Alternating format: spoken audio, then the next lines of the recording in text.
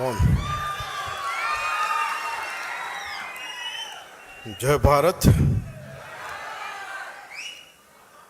తెలంగాణ నుంచి కర్ణాటక,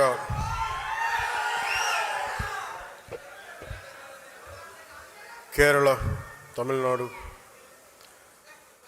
దాదాపు ఈ రాష్ట్రాల నుంచి ఇంకా యూపీ కొన్ని చోట్ల కూడా ఎక్కువ సంఖ్య లేకపోవచ్చేమో కానీ అది ఒక 25-50 అవ్వచ్చేమో కానీ తెలంగాణలో మొదలెట్టిన జనసేన ప్రస్థానం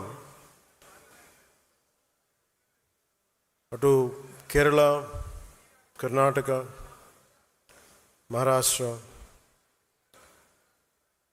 మారుమూల మనకి దూరంగా ఉండే రాష్ట్రాల్లో కూడా కనీసం ఒక 50 మంది మేము జనసేన కోసం పనిచేస్తామని యూపీ లాంటి రాష్ట్రం నుంచి కూడా రావడం నాకు నిజంగా చాలా చాలా ఆనందం కలిగించింది. 150 మందితో ప్రారంభించిన తెలంగాణలో ప్రారంభించిన జనసేన ఈరోజు 21 లక్షల పైచిలకు సభ్యులతోటి, ఉద్యమీ సభ్యత్వంతో ఈరోజు ఇక్కడికి మిమ్మల్ని ఈ సందర్భంలో కలవటం నాకు చాలా చాలా ఆనందంగా. ఇందాక రాగానే అడిగిన ఆరోగ్యం ఎలా ఉందని. ఆరోగ్యం బాగుంది. చెప్పాలి కదా నాకు, అంటే ఆరోగ్యం ఎలా ఉంది ఇవన్నీ అంటే కారణాలు ఏంటి అని అంటుండే మన వాళ్ళు ప్రేమతోటి నా భుజాలు లాగేశారు. సో నాకు లాస్ట్ 2-3 ఇయర్స్లో ఏమైందంటే ఎలక్షన్ ముందు నుంచి కూడా 1 ఇయర్ ముందు నుంచి కూడా తిరగటం వల్ల ఒకటి కరోనా టైంలో నాకు ఈ కరోనా రావడం, ఒకటి ఈ లంగ్ ఇన్ఫెక్షన్ పోలేదు, అలా ఉండిపోయింది, అదొకటి. తర్వాత ఈ దుమ్ము ధూళిలో తిరగటం వల్ల అది లోపల ఒక ఈ సైనస్ ప్రాంతాల్లో చాలా కరుడుగా హార్డ్ అయిపోయింది, ఆ డస్ట్ బాల్ అయిపోయింది. అందుకని ఇక్కడ వాచిపోయేది, నాకు అర్థమైంది కదా చాలా కాలం. ఆ తర్వాత ఇంకా ఒక సైడ్ ఒక రోజు సడన్గా ఈ ఎడ్జ్ మన ఏమంటుందని ఎక్స్టెండెడ్ విజన్ కనిపించలేదు ఒకరోజు. సో అందుకని అన్ని ప్రోగ్రామ్స్ మన అంజుబాబు గారి భీమవరంలో ప్రోగ్రామ్ ఉన్నా కానీ క్యాన్సిల్ చేసి హైదరాబాద్ తిరిగి రావడానికి దాదాపు 1 నెల పట్టింది రావడానికి. అలాగే మిగతా వచ్చాం కదా అని చెప్పి ఏంటంటే ఇబ్బందులు ఉన్నాయి అన్నీ చేయించుకుంటే ఈ 2 భుజాల మధ్య కూడా టేర్ వచ్చేస్తుంది. వాళ్ళు అడిగారు ఎట్లా క్యాల్సిఫికేషన్ కూడా వచ్చేసింది 2 భుజాలు, మన భుజాల్లో ఎట్లా వచ్చింది అని అడిగితే ఏం లేదు, నన్ను మా వాళ్ళు ప్రేమతో లాగేశారు అన్న అని చెప్పి ఒకళ్ళు ఇట్లా ఆగుతారు అట్లా ఆగుతారు. అంటే అంతకుమించి నాకు వేరే కారణాలు కనిపించలే. ఎందుకంటే ఒకసారి మధ్యలోకి వెళ్తున్నప్పుడు షేక్ హ్యాండ్ ఇస్తే వదలరు కదా, ఆ లాగటంలో ఎంత బలంగా గుంజుతారంటే కండ తెగిపోయేంత. కాదు మీరు ప్రేమగా కండ తెగొట్టిన పర్లేదు, ప్రేమతో తీసుకుంటాను, ఎందుకంటే హీలింగ్ కూడా మీరే చేస్తారు కాబట్టి. సో ఫర్దర్గా అన్నీ బాగానే ఉన్నాయి. కానీ అలాగే చాలా సందర్భాల్లో కొంచెం వేరంటేరు ఉంటుంది కదా, ఇన్ని జీవితంతో బతికిన తర్వాత ఆ స్పైనల్ ఇష్యూస్ ఉన్నాయి, కంప్రెషన్స్ ఉన్నాయి, ఒక 10-11 కంప్రెషన్స్ ఉన్నాయి, డిస్కంప్రెషన్స్. కాదే నాకున్న బేసిక్గా నాకు కొంచెం ఈ స్పోర్ట్ ట్రైనింగ్ ఉండడం వల్ల నాకు బాడీ తట్టుకోగలదు. అంటే ఎంత బాధ ఉంది, ఎంత పెయిన్ ఉందో నాకే తెలియదు. నా పెయిన్ టాలరెన్స్ చాలా ఎక్కువ. అంటే లోపల తెగిపోయినా కానీ నాకు అర్థం కాదు, ఏదో ఇబ్బందిగా ఉంది ఇలా అనుకుని వెళ్ళిపోతూ ఉంటాను. తర్వాత టోటల్గా 2.5 ఇంచెస్ ఎలా కదులుతున్నావు అంటారు డాక్టర్స్. సో ప్రస్తుతానికి అన్నీ బాగానే ఉన్నాయి. I'll make sure with all your blessings I'll be all right. నా కోసం ప్రార్థించిన మీ అందరికీ కూడా పేరు పేరున ప్రతి ఒక్కరికి నా ధన్యవాదాలు. మీరు కాకపోతే ఇంకెవరిని ప్రేమిస్తాను నేను. అలాగే దీని తర్వాత అంటే కొంచెం ఒక 4 అంశాల మీద మాట్లాడుతాను. ఒకటి పార్టీ స్ట్రక్చర్ మీద. ఒక పుష్కర కాలం తర్వాత 12 సంవత్సరాలు తర్వాత పార్టీ స్ట్రక్చర్ ఎలా ఉండాలి, ఇది ఇప్పుడు పెట్టుకుంది కాదు. 2007లో ఇందాక మన తెలంగాణ నుంచి వచ్చిన ఇక్కడ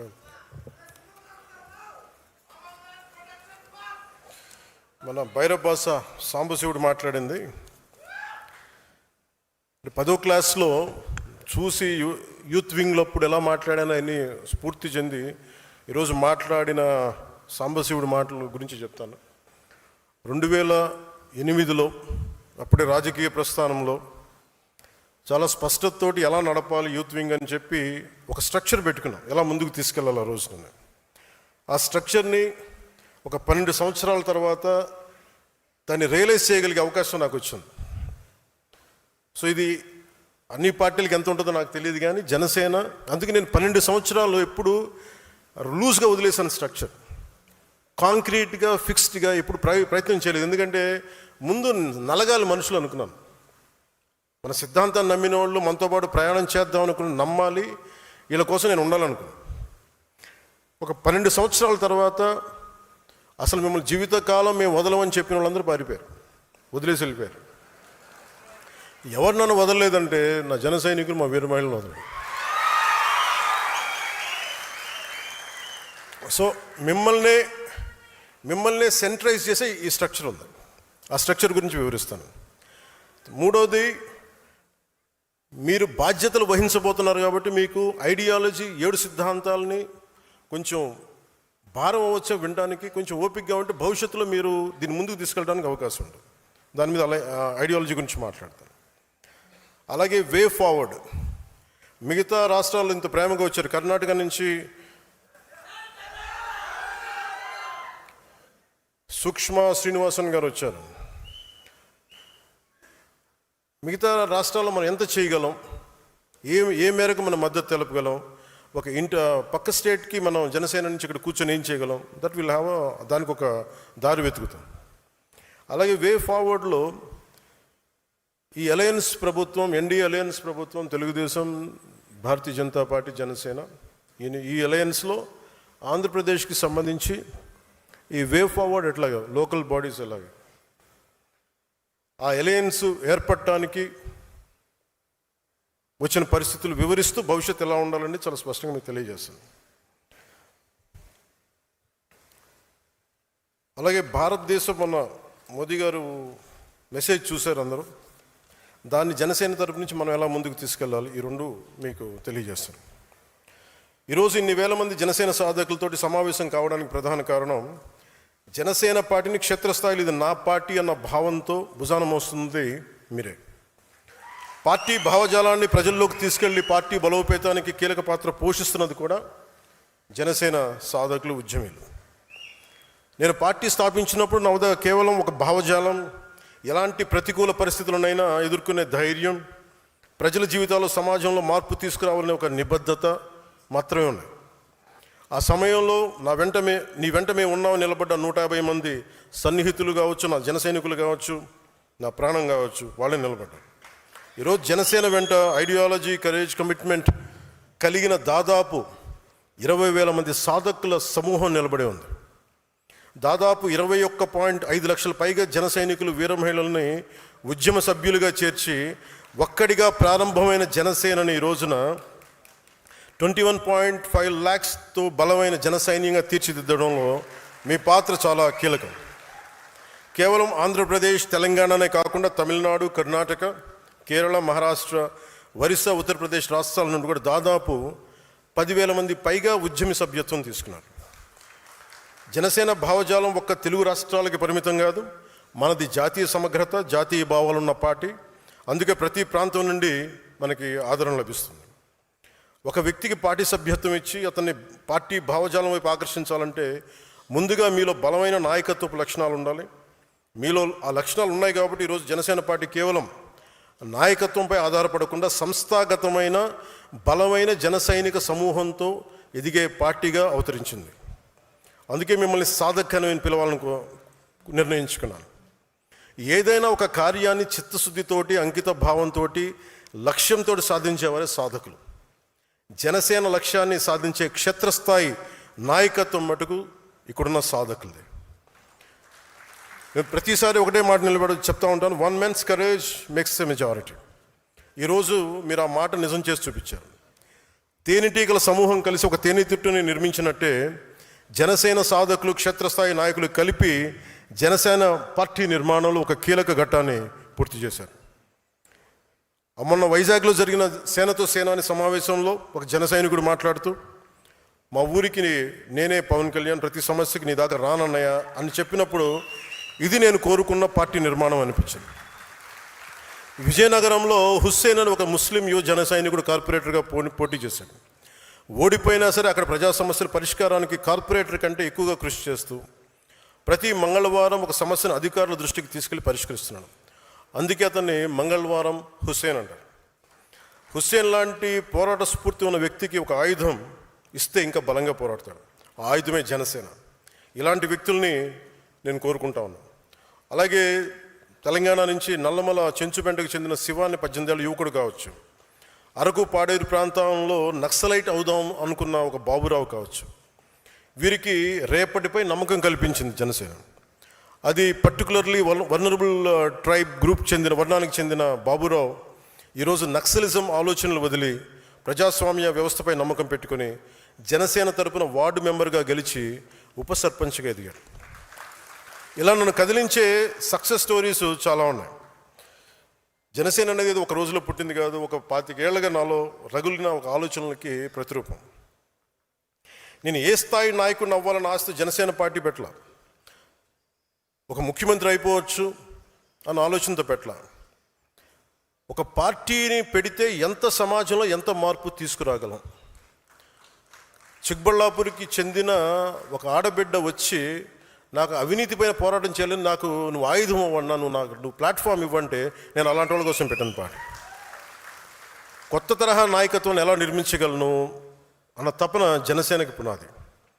ఒక్కడిగా ప్రారంభమైన జనసేన 100% విజయం సాధించిందంటే కారణం ఉమ్మడి పోరాటం. ఇది నా వల్ల సాధ్యం అవ్వలేదు. నా మీద నమ్మకంతో నాతో నడిచిన మీ అందరికీ ఈ విజయాల్లో నేనెంత భాగస్వామ్యం నాకుందో మీకు అంతే సమాన భాగస్వామ్యం. ఏ రాష్ట్రానికి వెళ్ళినా జనసేనకి ప్రత్యేకమైన గౌరవం ఉంది. పార్టీ మద్దతు కోరుతారు. అది మహారాష్ట్ర కావచ్చు, తమిళనాడు కావచ్చు, కర్ణాటక కావచ్చు.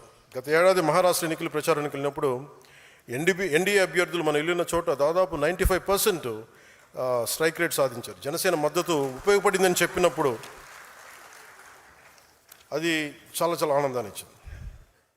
ఈ విజయం ఒక్క రోజులో రాలేదు. దశాబ్దన్నర కాలం పాటు మనం నలిగిపోయాం, వైఫల్యాలు చూసాం, గుండాలని ఫ్యాక్షన్ రాజకీయాలను తట్టుకుని ఇక్కడ దాకా వచ్చాం.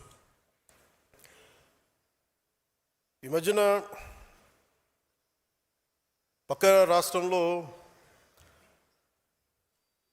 అక్కడ ఒక పార్టీ పెట్టి విజయం సాధించి ముఖ్యమంత్రి అవ్వగానే మన ఆంధ్రప్రదేశ్లో చాలామంది మీరు కూడా అలా చేసి ఉండాల్సిందని చెప్పి నాకు తెగ మెసేజ్లు పంపిస్తూ ఉన్నారు. ఊళ్ళో పెళ్ళికి ఏదో హడావుడి ఉంటారు కదా,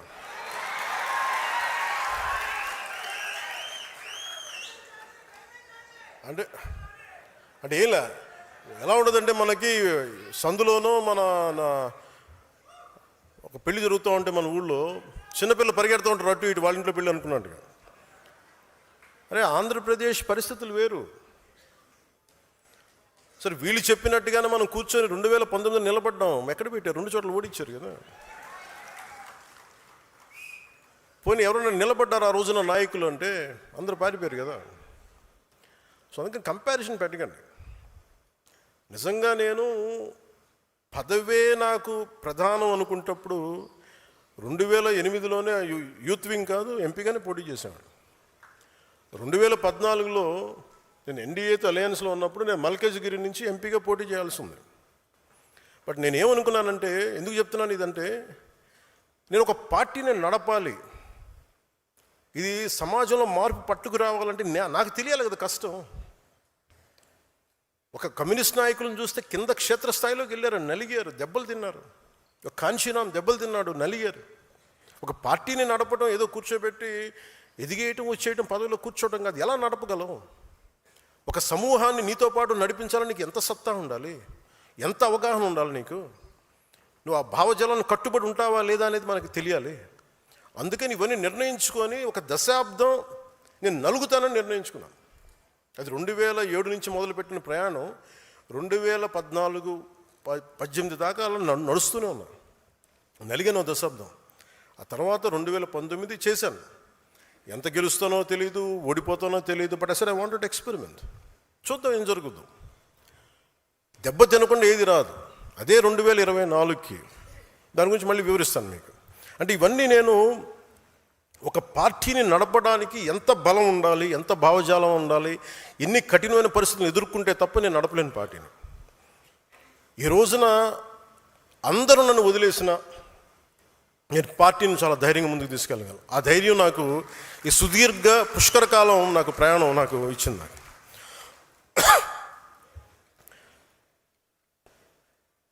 మీలో నుంచి నాకు బలమైన నాయకులు రావాలి. ఈరోజు 100 మందికి సభ్యత్వం నమోదు చేసే స్థాయికి ఎదిగారు. రేపు వారిని ముందుండి నడిపించే నాయకత్వ బాధ్యతలను కూడా మీరే తీసుకునేలా నాయకత్వ లక్షణాలను మీరు అలవర్చుకోవాలి. ట్రెడిషనల్ పాలిటిక్స్ వర్సెస్ జనసేన అనేది ఎలా ఉంటుంది? జనసేన పార్టీని మీరు దేశంలో ఏ ఇతర రాజకీయ పార్టీతో పోల్చలేరు. జనసేన ఒక లెఫ్ట్ వింగ్ కాదు, రైట్ వింగ్ కాదు, అది వామపక్ష భావజాలం కాదు, లేదంటే దాన్ని ఒక రైట్ వింగ్ ఐడియాలజీ కాదు. రెండింటిని ఉన్న మంచి ఆలోచనల్ని సమన్వయం చేస్తూ ఒక middle path committed ideology Janasena. నేను సిపిఎఫ్ అనే స్టార్ట్ చేసినప్పుడు ఒక భగత్ సింగ్ పెట్టుకున్నాను స్ఫూర్తిగా. చంద్రశేఖర్ ఆజాద్, సుభాష్ చంద్రబోస్, బాల్ గంగాధర్ తిలక్, ఝాన్సీ లక్ష్మీబాయి వంటి యోధులు స్ఫూర్తితో పాటు, పోరాట యోధుల స్ఫూర్తితో పాటు గాంధీజీ గారిను, ఒక నాని పాల్కీవాలా, లోక్నాయక్ జయప్రకాష్ నారాయణ్, అలాంటి సంఘ సంస్కర్తల ఆలోచనలు, నాయకుల ఆలోచనలు, స్వామి వివేకానంద, నారాయణ గురు లాంటి మహనీయులు వారి ఆలోచనలు, ఇలా అనేక అంశాలని సమన్వయం చేసి నిర్మించబడింది పార్టీ జనసేన. సో జాతి పోరాట స్ఫూర్తి, రాజ్యాంగ నిర్మాతల ఆశయాలు నిజం చేయడంతో పాటు భవిష్యత్ తరాల కోసం ఆలోచించే ఒక బలమైన భారత్ని నిర్మించడంలో మనం వంతు కృషి చేయడం, అది జనసేన లక్ష్యం. ఉదాహరణకి కర్ణాటకలో కాంగ్రెస్ ప్రభుత్వం ఉన్నా, ఇక్కడ ఎన్డీఏ ప్రభుత్వం ఉన్నా, రైతులు, అటవీ ప్రాంత ప్రజలు ఏనుగుల దాడితో ఇబ్బందులు పడుతున్నారని తెలిసి కర్ణాటక ప్రభుత్వంతో చర్చించి కుంకి ఏనుగులు తీసుకురాగలిగామంటే జనసేన మాట్లాడితే అది మనల్ని విభేదించే కాంగ్రెస్ నాయకులైనా చాలా సెన్సిబుల్గా మాట్లాడితే పంపిస్తారని అనటానికి ఈరోజు మనకి ఆ కుంకి ఏనుగులు ఇక్కడ తీసుకురావడం. వ్యక్తులపై ద్వేషంతో రాజకీయాలు చేయదు జనసేన. ప్రజా సమస్యలపై పరిష్కారం మన ప్రథమ లక్ష్యం. జనసేన 7 సిద్ధాంతాలని మదనం చేసి రూపొందించిన కొందరు జనసేన ఎందుకు కులాలు మతాల గురించి మాట్లాడుతుంది, మళ్ళీ కులాలకి అతీతమైన రాజకీయాలు అని అంటూ ఉంటారు. కులాల్లో ఉన్న అసమానతలు, అన్యాయాలు, మతాల మధ్య ఉన్న భేదాభిప్రాయాలను చర్చించి అర్థం చేసుకొని పరిష్కరిస్తేనే కదా సమానతను కూడిన సమాజాన్ని నిర్మించగలం.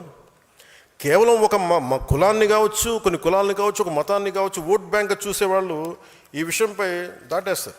నాకు ఆ భయం లేదు, నాకు మొహమాటం కూడా లేదు. నాకు అరకులోని పీవీటీజీ వర్గాలు, శ్రీశైలం అడవుల్లోని చెంచులు, సరైన గుర్తింపు లేని బుడగ జంగాలు, గౌరవం కోరుకుంటున్న రెల్లి వర్గాల కోసం న్యాయం జరగాలి నేను బహిరంగంగా మాట్లాడతాను.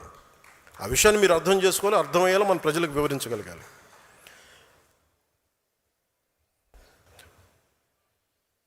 క్రియాశీలక సభ్యత్వం ప్రారంభించడానికి కారణం కార్యకర్తలు కేవలం జెండాలు మోయడానికి, సభలో హాజరు కావడానికి, ర్యాలీలు చేయడానికి కాదు. నా దృష్టిలో కార్యకర్తలే బలమైన పిల్లలు. మీరే దానికి మీరు లేకపోతే పార్టీ మనుగడకి కష్టం. అందుకని నేను మీకు సంబంధించి మీరు అండగా ఉండాలి, మిమ్మల్ని ముందుకు తీసుకెళ్ళాలి. దాంతో సమాజంలో మార్పుకి తొలి అడిగేసే సారథి ఉద్యమి, మన నాయకత్వానికి దృఢమైన పునాది ఉద్యమి, ప్రజల్లో చైతన్యానికి ప్రతీక ఉద్యమి, యువత సంకల్పానికి ప్రతిరూపం ఉద్యమి, మార్పును సాధించే నాయకత్వం ఉద్యమి, న్యాయం వైపు నిలబడే నిర్భయం ఉద్యమి, జనసేన ఉద్యమి వారధి ఉద్యమి. ఏ పార్టీ అయినా మీకు నిలబడిపోవాలి అంటే సంస్థాగతంగా బలపడాలి. ఆ సంస్థలు ఎలా ఉండాలి? నేను పార్టీ నిర్మాణం ఎప్పటికప్పుడు జరుగుతూనే ఉంది. It's one man driven party కాదు, ఒక కుటుంబం నడిపే పార్టీ అవ్వకూడదని నా లోపల నుంచి నేను కోరుకుంటా ఉన్నా, గుండె లోతుల నుంచి. భవిష్యత్తు ఈరోజు నేను ఒక్కనే నడుపుతున్నాను, కానీ ఒక రోజున ఇది ప్యూర్లీ ఐడియాలజికలీ డ్రివెన్ పార్టీగా ఉండాలి. అందుకనే నేను ఇది మీ అందరికీ స్థానం కల్పించే పార్టీ కావాలి. సగటు మధ్యతరగతి మనిషి కూడా దీన్ని నడిపే స్థాయికి రావాలి. మధ్యతరగతి మనిషి విలువలు, వారి ఆలోచన విధానం పార్టీలో ఉండాలి.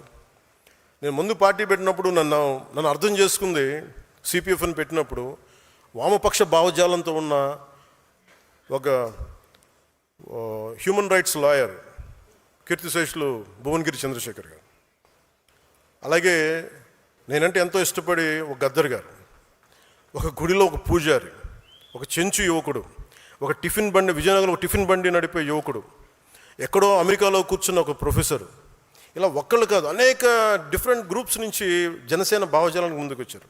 నా దగ్గర ఉన్నది ఒక సమూహం, అది ఒక సేన, ఆ నిబద్ధతతో కూడిన సేన. దానిని నేను పార్టీని ముందుకు తీసుకెళ్ళాలి. ఎలా తీసుకెళ్ళాలంటే ఫస్ట్ భావమే కాబట్టి ఆ భావాన్ని బలంగా పట్టుకునే వాళ్ళని ఫస్ట్ వాళ్ళ ముందు ఈ సమూహం ముందు ఉంటారు. వాళ్ళని నేను ఈ రోజును జనసేన రక్షాదళ్గా చూడాలనుకుంటున్నాను. జనసేన ఏ ఉద్దేశంతో అయితే ప్రారంభించబడిందో, ఏ ఉద్దేశాలనైతే దారి తప్పకుండా కాపాడే సమూహం ఇది. అవసరమైతే క్షేత్రస్థాయిలో పోరాటం చేసే సిద్ధాంతం బలం కలిగిన సైన్యం ఇది. వీళ్ళకి అనుసంధానమైందే వాళ్ళకి ఫుట్ సోల్జర్స్ బ్లాక్, అంటే భావాన్ని పట్టుకొని కూర్చునే వాళ్ళు, అలాగే ఆ భావాన్ని అవసరమైతే క్షేత్రస్థాయిలో నిలబడి పోరాటం చేయగలిగే వాళ్ళు నిర్వాహక్ దళ్. అలాగే దీన్ని ఒక పొలిటికల్గా ముందుకు తీసుకెళ్లాలంటే, ఒక పొలిటికల్ బ్లాక్గా చూడాలంటే పరిపాలక దళ్. అంటే రక్షాదళం, నిర్వాహక దళం, పరిపాలక దళం. ఒక ideological block, foot soldiers block and political block. ఈ పిరమిడ్ మీదే ఈ స్ట్రక్చర్ ఉండబోతుంది. జనసేన భావజాలాన్ని రక్షించే రక్షాదళం, జనసేన ఆలోచనలు క్షేత్రస్థాయిలో అమలు చేసే నిర్వాహక దళం, వీటిని పరిపాలనా వ్యవస్థలోకి తీసుకెళ్లే పరిపాలక దళం. నేను మెంబర్ టు లీడర్ అన్నప్పుడు నా ఉద్దేశం ఏంటంటే, ఇది అందరికీ ఒక వేదిక కావాలి. ఎవరైనా ఎక్కడి నుంచి అయినా సరే ఒక నాయకుడిగా ఎదగగలగాలి. అది పంచాయతీ నుండి పార్లమెంట్ వరకు కార్యకర్త నాయకుడిగా ఎదగడానికి అవకాశాలు ఉండాలి. కానీ సడన్గా ఎవరు తీసుకొచ్చారు, మా ఇంట్లో ఉంటాడు, నాతో పాటు చాలా క్లోజ్గా ఉంటాడు, వాళ్ళకి పదవి ఇచ్చిండు, అలా ఇవ్వడం కుదరదు. ఎందుకంటే నాతో పాటు ఉన్న 10 మందిని కూడా నేను 10 ఏళ్ళు పరీక్షించాను. ముందుగా మీరు క్షేత్రస్థాయి కార్యకర్తలుగా ప్రయాణించాలి, తర్వాత నాయకులు అవ్వండి, నాకు ఎలాంటి అభ్యంతరం. But you have to go through the process. ఆ ప్రాసెస్ని పొలిటికల్ ప్రాగ్మాటిజం పోకూడదు, కోర్ జన సైనిక్ భావజాలం నింపాలి. చాలామంది నాకు చెప్తూ ఉంటారు, అన్న మీకోసం మేము పనిచేస్తాం, పార్టీ కోసం పనిచేస్తాం, మా పదవులు అవసరం లేదు, మేము క్షేత్రస్థాయి సైనికులుగానే ఉంటాం, కానీ మీలో కెపాసిటీ ఉంటే మీరు ఎదగాలి. దానికి స్పష్టమైన విధి విధానాలు పెడదాం. ఎంతకాలం ఎన్ని కార్యక్రమాల్లో పాల్గొన్నా ఏం చేసాం అన్న దానికి ఒక వ్యవస్థ ఉంటుంది. ఈరోజు నేను ఎమ్మెల్యే అయి ఉండొచ్చు, రేపు కాకపోవచ్చు, కానీ మనం ఆర్ఎస్ఎస్ నుంచి నేర్చుకోవాల్సింది, బీజేపీ నుంచి నేర్చుకోవాల్సింది ఒకటి ఉంది. ఐడియాలజికల్ ఒక వింగ్కి, బ్లాక్కి, వాళ్ళ పదవులకు సంబంధం ఉండదు. నేను బిఎల్ సంతోష్ గారిని చూశాను, ఆర్ఎస్ఎస్ని జనరల్ సెక్రటరీగా ఉండి ఆయన రాజ్యసభ సభ్యుడిగా ఉండి అయిపోగానే మళ్ళీ ఒక కార్యకర్తకి వెళ్ళిపోయారు ఆయన. ఇది నేను ఆర్ఎస్ఎస్లోను బీజేపీలో ఎక్కువ చూస్తూ ఉంటాను. సో ఈరోజు మన జనసేన ఆ స్ఫూర్తిని తీసుకోవాలి. అలాగే పరిపాలక దళంలో మాత్రం మన ఐడియాల నుంచి వచ్చిన వాళ్ళు అయి ఉండొచ్చు, బయట నుంచి వచ్చిన వాళ్ళే ఉండొచ్చు. ఉదాహరణకి మన మనోహర్ గారు ఉన్న కాంగ్రెస్ నుంచి వచ్చారు, కానీ జనసేన కోసం బలంగా పనిచేశారు. వారికి అదే మనం బలమైన గౌరవిస్తాం. అందుకే మెంబర్షిప్స్ కూడా సాధక్, ఉద్యమి, ప్రదాత అని పెట్టినట్టే ఈ విభాగానికి కన్వీనర్స్, కో కన్వీనర్స్ ఉంటే వారికి సంధాత అని పేరు పెట్టాం. విభాగాలు ఉన్నాయి. ఝాన్సీ వీర మహిళా విభాగం, Seva Dal, legal wing, Shataghni digital regiment, logistics wing, అది ప్రోగ్రామ్ కమిటీస్.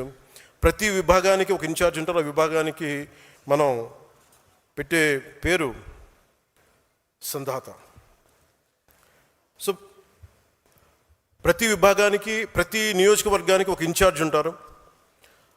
5 మంది నాయకుల సమూహం ఉంటుంది. వారిలో ఎక్కువ బాధ్యతను తీసుకోగలిగే వ్యక్తే పరిపాలక దళంలోని జిల్లా మన నియోజకవర్గం ఇన్ఛార్జ్గా పెడతాం. అతనితో పాటు ఒక ట్రెజరర్ ఉంటారు, కోశాధికారి ఉంటారు, ఒక సెక్రటరీ, 2 ఆర్గనైజింగ్ సెక్రటరీస్ ఉంటారు. స్థానికంగా ఉండే వివాదాల పరిష్కారం కోసం వివాద విమోచన మండలి ఉంటుంది.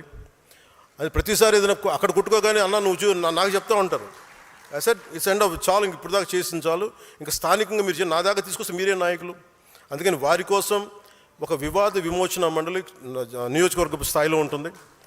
ఇలా ఒక పూర్తి పార్టీ సంస్థాగత నిర్మాణాన్ని చేయనున్నాం.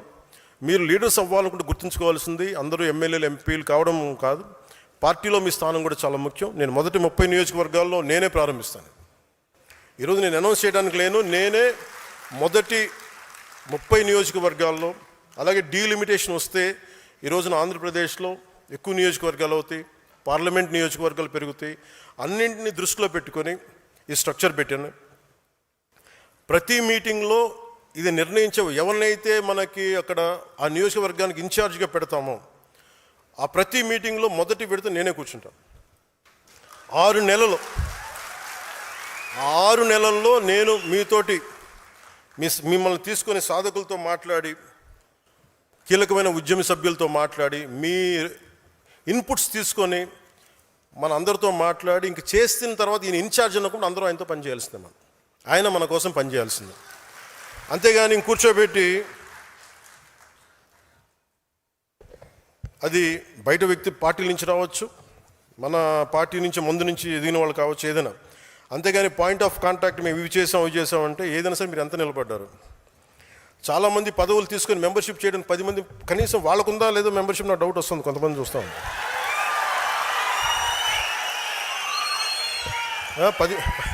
10 మంది మెంబర్షిప్, 10 మంది మెంబర్షిప్ని కూడా చేయలే. మీరు అంత మొహమాట పడితే మీరు నాయకులు ఎలా ఎదుగుతారు?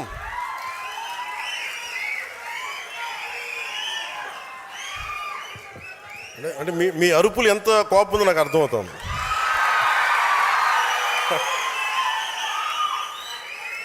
అంటే అందరూ ఏమనుకుంటారండి, ఇతను ఎక్కడో కూర్చొని ఆ బిల్డింగ్లో కూర్చుంటాడు, బయటికి రాడు, ఇతనికి ఎవరు చెప్పరు అనుకుంటారు. నాకు ఎవరు చెప్పక్కర్లేదు, నేను అన్నీ చూస్తూ ఉంటాను. అరే ఏమి చూడకుండా, ఏం అర్థం చేసుకోకుండా ఇంతకాలం పార్టీ నడిపేస్తాం యాక్సిడెంట్గా.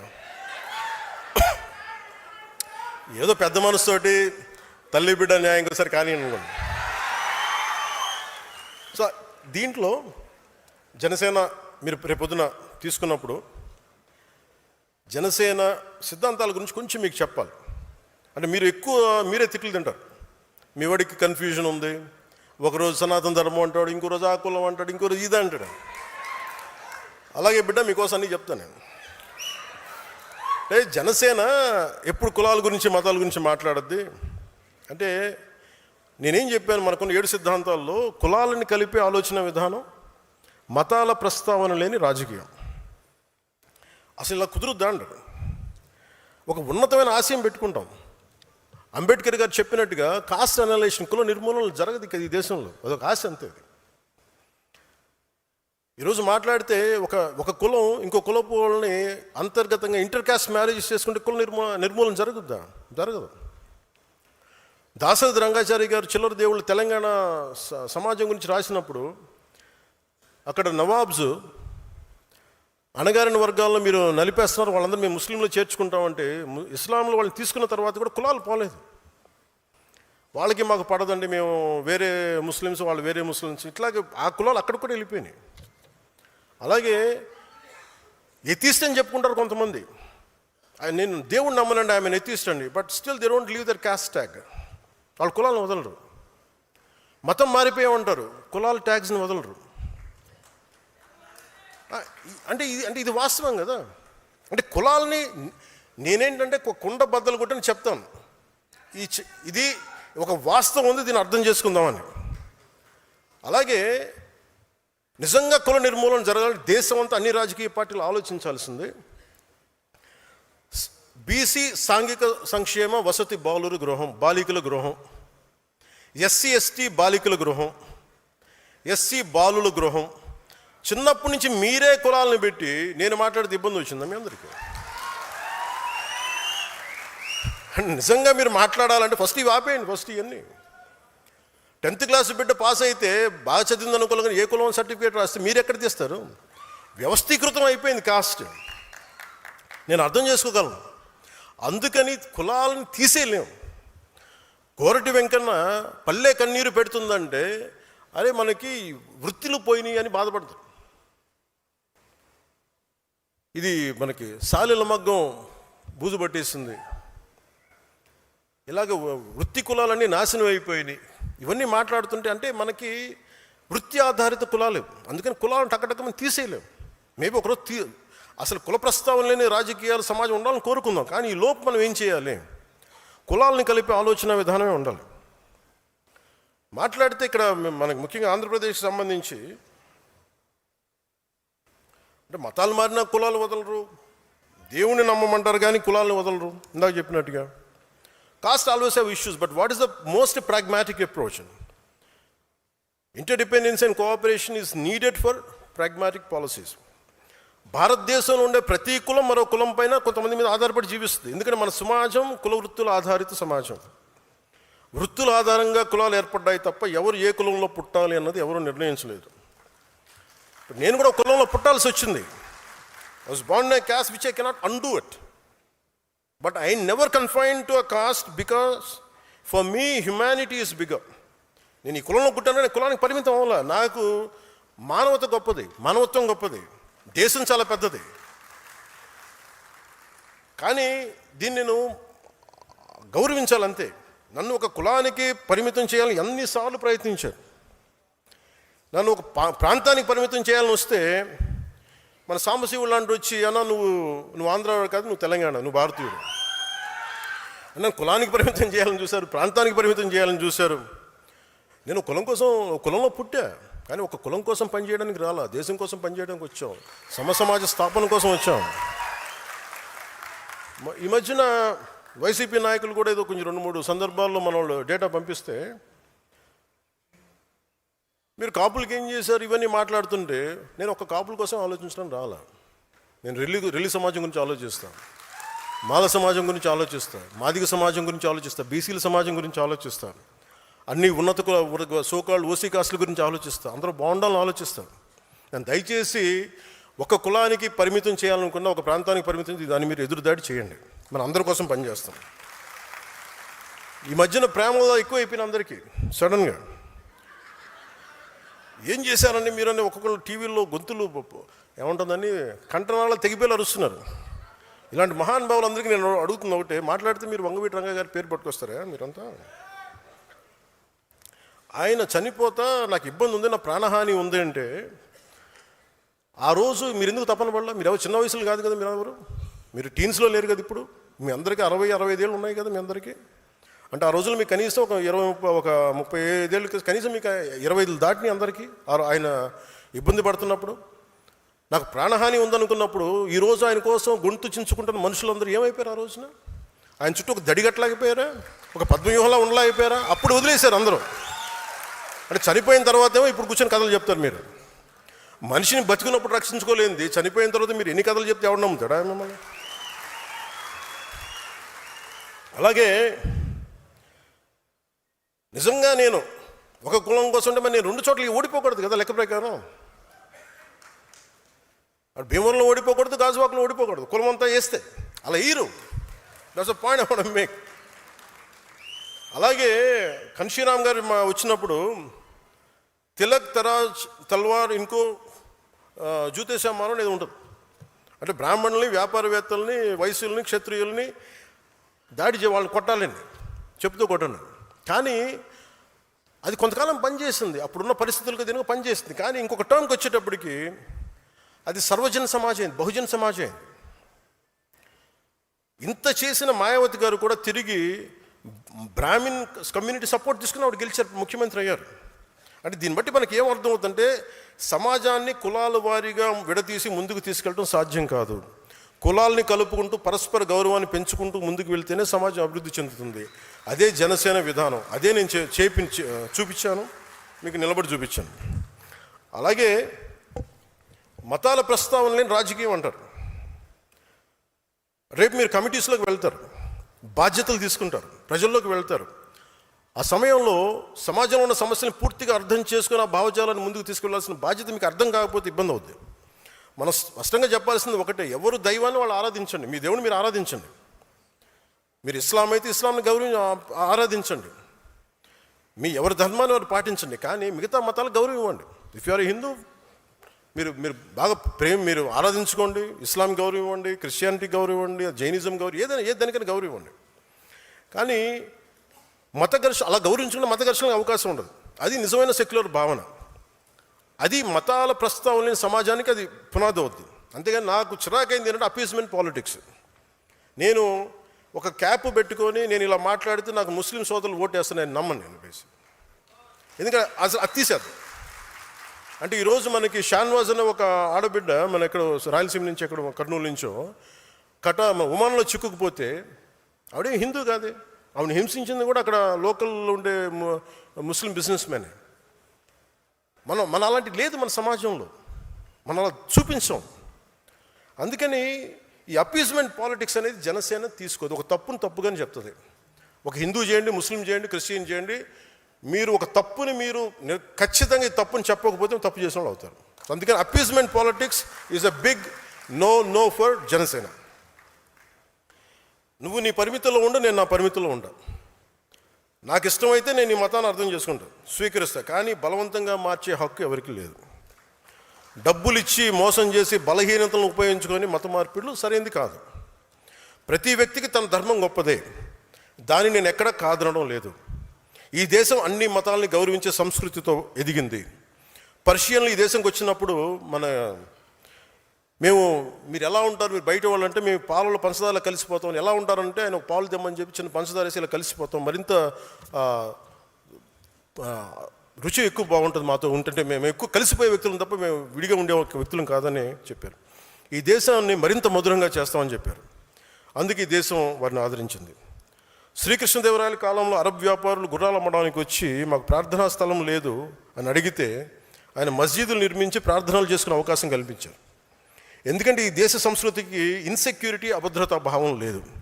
ఈ దేశం ఎప్పుడు ఇతర మతాలకి భయపడదు. మీ ధర్మాన్ని మీరు పాటించండి అని స్థానం ఇచ్చే మహోన్నత సనాతన ధర్మం ఇది. కానీ ఆ సహనాన్ని బలహీనతగా భావించి ఆ సంస్కృతిని మేము చంపేస్తాం, ఆ సనాతన ధర్మాన్ని నలిపేస్తాం, నశింపజేస్తాం అంటే అది మీరు ఈ నేల స్వభావాన్ని అర్థం చేసుకోకపోవటమే. ఎన్నికల సమయంలో కొంతమంది బొట్లు పెట్టుకుని ఆలయాలు తిరుగుతారు. సనాతన ధర్మంపై దాడులు జరిగినప్పుడు మటుకు మేము సనాతన ధర్మాన్ని నిర్మూలిస్తామని బహిరంగ మాట్లాడతారు. ఎవరైనా అంటే మీరు ఎన్నికల సమయంలో అసలు ఒక్కరు మాట్లాడరు, అప్పుడు మాట్లాడరు సనాతన ధర్మం గురించి, ఎందుకంటే ఓట్లు పోతాయి. అయిపోగానే మొత్తం పదవుల్లోకి వెళ్ళిపోయి అసెంబ్లీలోకి వెళ్ళగానే ఇప్పుడు మాట్లాడతారు మళ్ళీ. లేదు, సనాతన ధర్మం అనేది వేల ఏళ్ల నాగరికత. అది హిందూ సనాతన ధర్మ is a self correcting mechanism. ఇది ఒకడు స్థాపించింది కాదు, ఒక వ్యక్తి స్థాపించింది కాదు, అది అనాదిగా జరుగుతుంది. It has a self correcting దాంట్లో తప్పులు ఉన్నాయి, తప్పులు కరెక్ట్ చేసుకుంటూ వెళ్తుంది. అంతేగాని కూర్చోబెట్టి గిరిగీసుకుని ఇంతే అని చెప్పి ఒక ఫిక్స్డ్ రూల్ లేదు. అందువల్ల సనాతన ధర్మాన్ని మీరు నశింప చేయలేరు. అంటే ఇది ఈ సందర్భాన్ని పెట్టుకొని అంటే మీకు ఎందుకు చెప్తున్నానంటే, ఇది మీరు అందరూ అనుకుంటారు కదా నేను ఎందుకు ఇంత బలంగా మాట్లాడతానని. అంటే ఈ సందర్భాన్ని నేను దీన్ని అర్థం చేసుకొని మీకు తెలియజేస్తాను. చాలామందికి మహానుభావులకి, సనాతన ధర్మాన్ని తిట్టే మహానుభావులందరికీ అంటే మీకు భారతీయుడు చెప్తే నచ్చదు కదా. ఎక్కడో జర్మనీలో ఉండే ఒక ప్రొఫెసర్లో లేదంటే కూర్చోబెట్టి అక్కడ కూర్చొని ఒక షోపెన్హావర్ లాంటి ఒక జర్మన్ ఫిలాసఫర్ చెప్తే మీకు అర్థం అవుతుంది. కనీసం సనాతన ధర్మం గురించి ఆయన ఏం చెప్పారు మీకు తెలియజేస్తాను. అంటే ఆయన అన్న మాట చెప్పండి, the fruit of the highest Vedas, the fruit of the highest human knowledge and wisdom, the kernel of which has finally come to us in the Upanishads and as the greatest gift to the 19th century. అలాగే ఇది నేను తర్వాత tweet చేస్తాను, లేదంటే మన శతజ్ఞులు పెడతాను. కానీ but ఇక్కడ నేను చెప్పదలుచుకుంది ఏంటంటే, విదేశాల నుంచి, ఐరోపా ఖండం నుంచి ఇక్కడికి వచ్చి ఇక్కడ సమాజాన్ని మార్చాలనుకునే వాళ్ళకి ఏం జరుగుతుందని చెప్పడానికి ఆయన చెప్పింది ఏంటంటే, మీరు ఇక్కడికి వచ్చి మీరు ఈ మతాన్ని నిర్మూలింపు చేద్దాం అనుకునే వాళ్ళు ఎలాంటిదంటే, it is just the same as if we fired a bullet at a cliff. In India our religions will never at any time take root. The ancient wisdom of the human race will not be supplanted by the events happened elsewhere. On the contrary, Indian wisdom flows back to Europe and will produce a fundamental change in our knowledge and thought. అంటే మీరు భారతదేశాన్ని మార్చేద్దామని చెప్పి మన భావజాలంతో పెడితే అది మనల్ని ఎలాంటిదంటే, ఒక హిమాలయ శిఖరాన్ని చిన్నపాటి తుపాకీతో కొట్టినాడు. దానికి ఏమవుతుంది, దాని గ్రాండియర్ ముందు, దాని మ్యాగ్నానిటీ ముందు. అది ఏమి అవ్వకపోగా, అది మనల్ని మార్చకపోగా, అది మన భావాల్ని మార్చేస్తుంది. ఇది షోపెన్హావర్ చెప్పింది. ఇది సనాతన ధర్మాన్ని విమర్శించే వాళ్ళందరికీ మీరు ఒకసారి ఈ పుస్తకాలు చదివితే, ఇలాంటి పుస్తకాలు చదివితే ఇలాంటి పిచ్చి మాటలు మీరు మాట్లాడరు.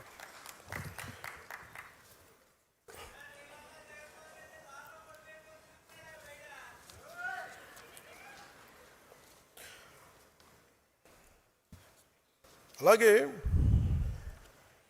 మతం కనిపెట్టినప్పుడు మటుకు మైకులు లేవు. అలాగే హిందూ మతంలో కూడా ఇప్పుడు నేను మాట్లాడితే, నేను తిరుపతి లడ్డు విషయం గురించి మాట్లాడితే చేసిందంత ఎవరు? క్రిస్టియన్స్ లేరు, ముస్లిమ్స్ లేరు, హిందువులే. హిందూ మతాన్ని గౌరవించిన హిందువులు అంటే నాకు చిరాకు. నాకు దాంట్లో ముస్లిమ్స్ ఎక్కడున్నారు, క్రిస్టియన్స్ ఎక్కడున్నారు? అలాగే మైక్స్ పెట్టి ఇబ్బంది పెడతా ఉంటాయి కొన్నిసార్లు. మన కాకినాడలో కూడా చూస్తూ ఉంటే వినాయక చవితికి పాటలు ఏంటనుకుంటున్నారు? నవ్వుతా. వినాయకుడి పాటలు పెట్టట్లా, అబ్బని తీయని దెబ్బ ఇలాంటి పాటలు పెడుతున్నారు. అంటే మనం ఎంత గౌరవిస్తున్నాం చూడండి. మిగతా మతాలను చూసి నేర్చుకోవాలి కదా, ఇస్లాంని చూసి హిందువులు నేర్చుకోవాలి కదా. వాళ్ళు అలాంటి పాటలు పెడతారా? ఎప్పుడు కూడా మీ మతాన్ని ఎవరన్నా వెటకారం చేస్తున్నారు, పరిహసిస్తున్నారంటే ఫస్ట్ తప్పు మనలో ఉంటుంది. ఫస్ట్ అది హిందువులు అది కరెక్ట్ చేసుకోవాలి. అలాగే మతాలు పుట్టినప్పుడు మైకులు పుట్టల. ఈ మధ్యన గొడవలు వచ్చేస్తూ ఉన్నాయి.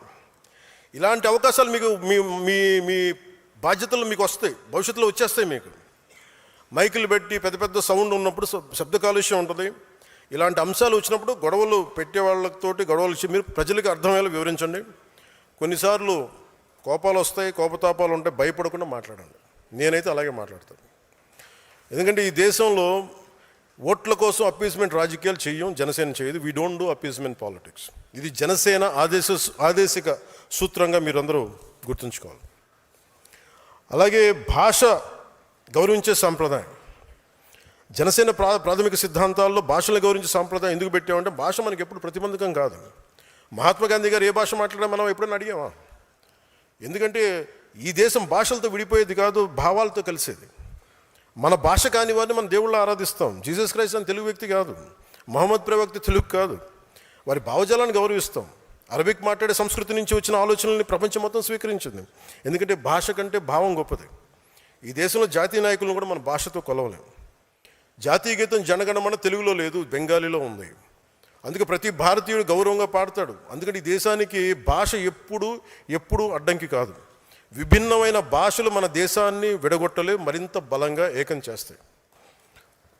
యువత మన మధ్య చిన్న స్పర్ధలు పెట్టి భాషలతోటి మనల్ని విడగొట్టాలని చూస్తారు. అది మీరు కూడా చాలా జాగ్రత్తగా గమనించాలి. తెలంగాణ యాస మీద కూడా చిన్నపాటి ఇబ్బంది ఉన్నప్పుడు అది నేను సినిమాలో చెప్తా ఉండేవాడిని. అందుకని తెలంగాణ యాసని మాండలిక నా సినిమాలో పెట్టాను. ఎందుకంటే నాకు అంత ఇష్టం అని చెప్పడానికి, మన భాష యాసల మీద గౌరవంతో. ఈ మధ్య కేవలం ఒక భాషే కాదు, యాస కూడా ఒక రాజకీయ అంశంగా మారిపోయింది. ఒకటే భాష అయినా మాండలికాలు వేరుగా ప్రతి 30 కిలోమీటర్ల యాస మారిపోద్ది, ప్రతి 50 కిలోమీటర్ల సంస్కృతి మారిపోద్ది. హిందీ నుంచి తమిళం వరకు ప్రతి భాషలో ఉంది ఇలాంటి. తమిళనాడులో మధురై యాస వేరుగా ఉంటుంది, చెన్నైలో వేరే ఉంటుంది. అందుకని దాదాపు దేశంలో 1500 పైగా భాషలు ఉన్నాయి. ప్రజలు 22 షెడ్యూల్ భాషలు ఉన్నాయి. ప్రతి భాషకి యాసకి ఒక అందం ఉంటుంది, ఒక నుడికారం ఉంటుంది, ఒక ప్రత్యేకమైన పద సంపద ఉంటుంది. ప్రతి ప్రాంతం తమ సంస్కృతి నుంచి పుట్టిన మాటలే తమ జీవన విధానాన్ని తెలియజేస్తాయి. అందుకని భిన్నత్వంలో ఏకత్వం. అందుకని మహాత్మా గాంధీ గారిని చూసినప్పుడు ఇందాక చెప్పినట్టు ఆయన ఏ భాష అన్నాను, ఆయన భావం ఏం చెప్పారని అడుగుతాం. మన భాషలో అర్థం చేసుకుంటాం. మెకాలే మనకి ఇంగ్లీష్ నేర్పించాడు, సంతోషం. కానీ నేను నా మూలాలను మర్చిపోయి ఇంగ్లీష్ చదువుకుంటాను. అందుకే నా వేదాల గురించి నేను అర్థం చేసుకున్నాను మెకాలే ద్వారా. అందుకని నేను తమిళం, మరాఠీ ఎందుకు నేను మాట్లాడతానంటానికి, ఆ భాషల మీద గౌరవం ఇవ్వడానికి. సో కేంద్ర ప్రభుత్వం తీసుకొచ్చిన 3 లాంగ్వేజ్ పాలసీని మనం సమర్థిస్తున్నామంటే అది అవసరం. ఎక్కువ భాషలు నేర్చుకుంటే జ్ఞానం పరిధి పెరుగుతుంది, కానీ తగ్గదు. హిందీ కావచ్చు, తమిళం కావచ్చు, మరి ఏ భాషనే కావచ్చు. ఆంధ్రప్రదేశ్ ప్రత్యేకత ఏమిటంటే మాతృభాషని పరిరక్షించుకుంటేనే అన్ని భాషల్ని కూడా గౌరవించే సంస్కృతి ఆంధ్రప్రదేశ్ది. భాషా ప్రయుక్త రాష్ట్రాల ఆరంభం నుంచి కూడా నేల నుంచే ఆరంభం జరిగింది. అదే భారతదేశ సమాఖ్య బలాన్ని పెంచింది, బలహీనపరచలేదు. సో ఇది కూడా మీకు కమ్యూనికేషన్కి భాష అనేది చాలా ఎసెన్షియల్. ఇది మీరు ప్రజలకి మీరు రేపొద్దున నాయకత్వం తీసుకున్నప్పుడు తెలియాల్సిన అవసరం ఉంది.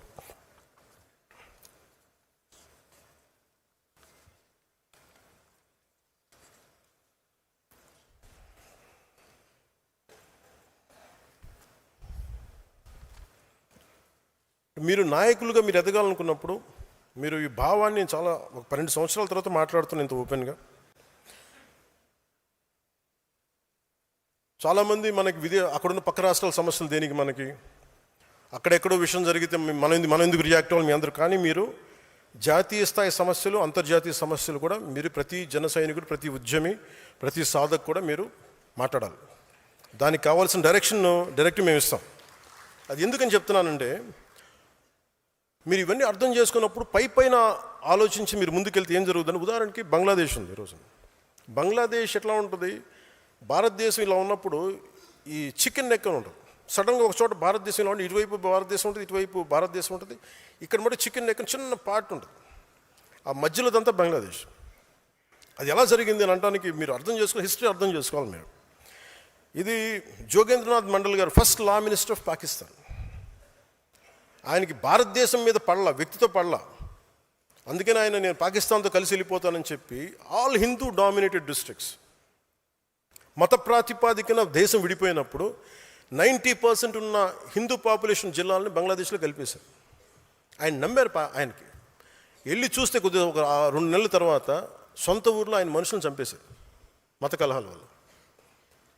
ఆయన కుటుంబం చిన్న భిన్నం అయిపోయింది. ఆయన కజిన్స్ చచ్చిపోయారు. ఆయన కాందీసుకుడిగా వచ్చి చచ్చిపోయాడు కలకత్తాలో. అంటే ఒక నాయకుడు వ్యక్తి మీద కోపంతోటో లేదంటే ఈ దేశం ధర్మం మీద కోపంతో అటు వెళ్ళిపోతే ఏం జరుగుతుందో మనం చూసాం.